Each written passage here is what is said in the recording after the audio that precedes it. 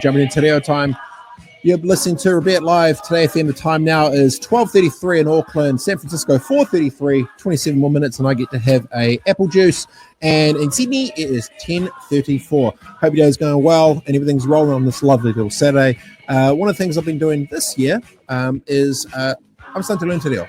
And I'm very happy about it because I started feeling guilty that I can speak more Japanese because I used to live in Japan than I can my own language. My whānau's from Ngāti Porou, East Coast Gisborne. And from Culture Flow, I've been lucky enough to connect up with Sarah Rera, who is joining us now. How are you, Sarah? Kia ora. Tēnā koe te hoa, kei te pēhea, how are things? Kei te pai, my friend. Kei te pai. I'm sorry, I'm on this journey. It's learning, it's tricky, but I really appreciate your time tuning in on a Saturday. How's the day going? And I hope all is well in your world. Ai, kei te tino pai I konei, āhua papauri ka haere mātou ki te tangihana matua moana Jackson I te rānei. So it's a little bit sad for us today, Robett, because we are actually just driving to the tangihana of Moana Jackson, who was a mentor to many of us in the legal fraternity. So yeah, I'm actually in the Sunny Hawke's Bay today, and I just want to do a mihi to him, but I also want to do a mihi to you, Ehua, for your, reconnecting with the reo and the culture, and it's been an honour for us to be able to help in that way. Yeah, it's definitely been a journey, and even just today, I was just going to say, going to the tangi and stuff today, probably one of the greatest speakers I've ever. I didn't know much about him, but I got sent a YouTube video. This is only maybe a couple of months ago. Probably one of the best orators, best speakers, most well-articulated, crafted intellectual weapons of all time. He was talking about the once were warriors thing being potentially growers and stuff. And for those that aren't aware, do you want to give a quick bit of context to, I guess, a little bit of the legacy for it? Because New Zealand definitely lost an absolute legend and a weapon, and it's probably a good time to give a bit of context for those who aren't aware of the greatness that he actually did. Yeah. O tira kina kai wakarongo e me I ana kia koutou I tira nei. Ko tēnei te rā purupuroa ki a Moana Jackson. Moana was a constitutional lawyer from Aotearoa, from Ngāti Kahungunu, and his impact on New Zealand's constitutional framework has been phenomenal. He's recognised nationally and internationally, contributed to work within the United Nations, and is really representative of what we all aspire to in terms of equity and biculturalism and Aotearoa, and also overseas. He's well recognised, so it's really sad that we farewell him today, but his legacy will carry on, Robett. The conversations he started, the tricky questions around treaty partnership and what that means in 2022.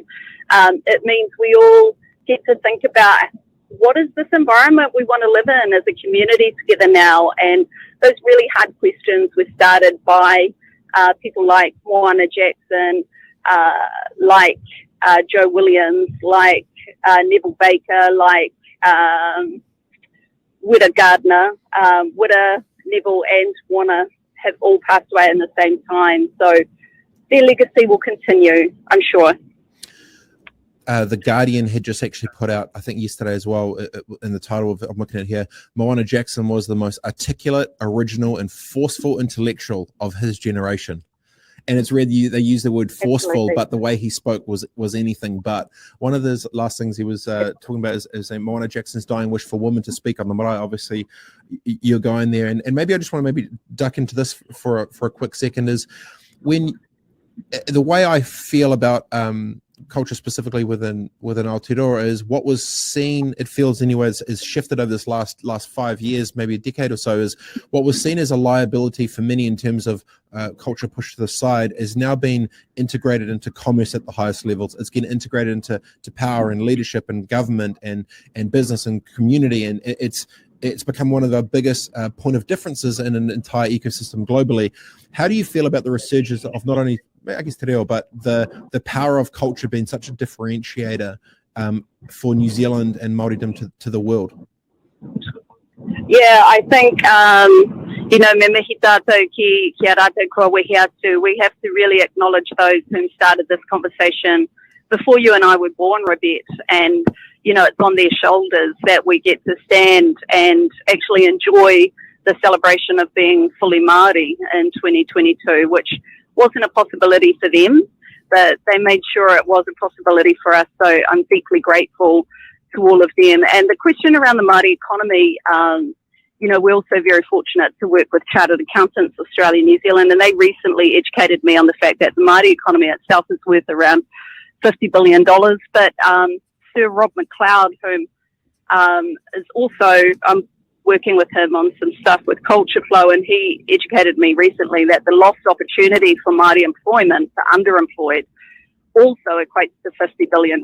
So in terms of our contribution to the global economy, there's lots and lots of opportunity there, and it's really about how we harness it and how we use it to create a better tomorrow for everybody. And I think that's what you're doing, bro, with the work you're doing. You're incorporating the reo and the culture into your mahi on a daily basis. And I think those who created this movement would be really proud of you. Yeah. No, I appreciate it, Sarah. One before I let you go, I'm keen to ask you this. I've asked many people that have been really smart around this sort of space, and I'm interested in, in 1840, the Treaty of Waitangi comes together, and culture and community has an intersection. Now in 2022, culture, community, and there was, I guess, alignment across all of culture and community. Now with commerce, that kind of synced it all in with COVID. Do you think it's possible for a unity of purpose for the nation that gets everyone on the same page once again for something greater than itself? Do you think there is room for that conversation or opportunity in the current ecosystem?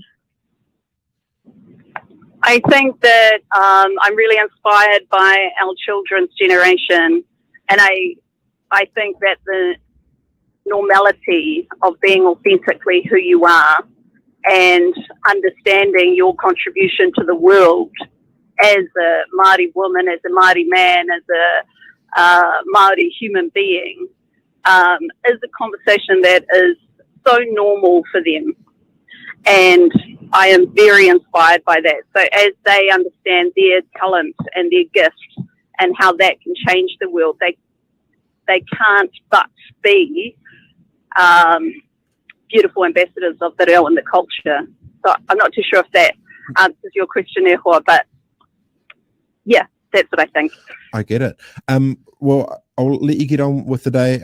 I hope much love to you and all the whānau for today. Moana Jack was an absolute legend. I highly recommend everyone Google the YouTube video of him talking about the once were gardeners. I think it was actually done. Moana Jackson, incredible speaker, amazingly intellectual and forceful without any anger behind any of the words, which was quite nice. I really appreciate it as well, Sarah Reo joining us from Culture Flow. It's her and the crew actually going to have been helping me. I've been doing some Zoom one-to-ones, learning to get back in the mix and doing some Te Reo 101 as well. So I really appreciate your time, Sarah. Absolutely awesome. Appreciate your time. Mihi atu kia koe, hoa kia pai tōrangi ki Amerika. Have a great day over there. Kia ora. Awesome.